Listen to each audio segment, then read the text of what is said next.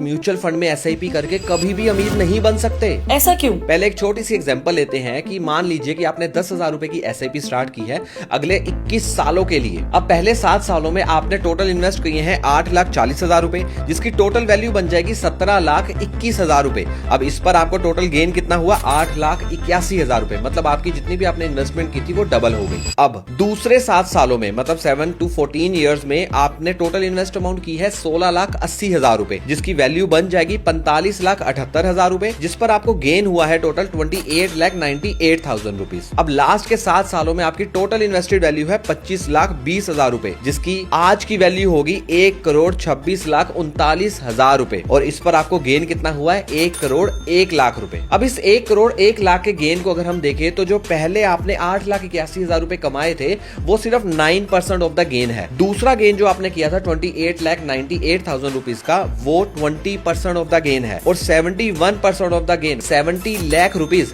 आपको लास्ट के 7 इयर्स में बनकर मिले हैं। इसका मतलब ये है कि आखिरी के 7 सालों में आपको सबसे ज्यादा गेन होगा। मतलब कि जितनी ज्यादा देर तक आप अपनी एसआईपी को चलाकर रखेंगे उतने ज्यादा पैसे आपके डबल होते जाएंगे, उतने ज्यादा आपको गेन होता जाएगा। लेकिन एसोसिएशन ऑफ म्यूचुअल फंड की रिपोर्ट ये बोलती है कि आज अगर 100 लोगों ने एसआईपी स्टार्ट की है तो अगले 5 सालों के बाद सिर्फ 11 लोग ही हैं जो इस एसआईपी को कंटिन्यू करेंगे। बाकी के 89 लोग पैसा विड्रॉ कर लेते हैं, जिसका साफ साफ मतलब ये है कि आप में से सिर्फ 11% लोग हैं जो एसआईपी के थ्रू अमीर बनेंगे। अब आप ही इस रिपोर्ट को चेंज कर सकते हैं और लॉन्ग टर्म एसआईपी को कंटिन्यू कर सकते हैं, क्योंकि लॉन्ग टर्म एसआईपी ही आपको अच्छा गेन बनाकर देगी या फिर करोड़पति भी बना सकती है। ऐसे और इन्फॉर्मेटिव कंटेंट के लिए आप हमारे पेज को फॉलो कर सकते हैं या फिर हमारा टेलीग्राम चैनल भी ज्वाइन कर सकते हैं। लिंक मेरी बायो में मिल जाएगा आपको।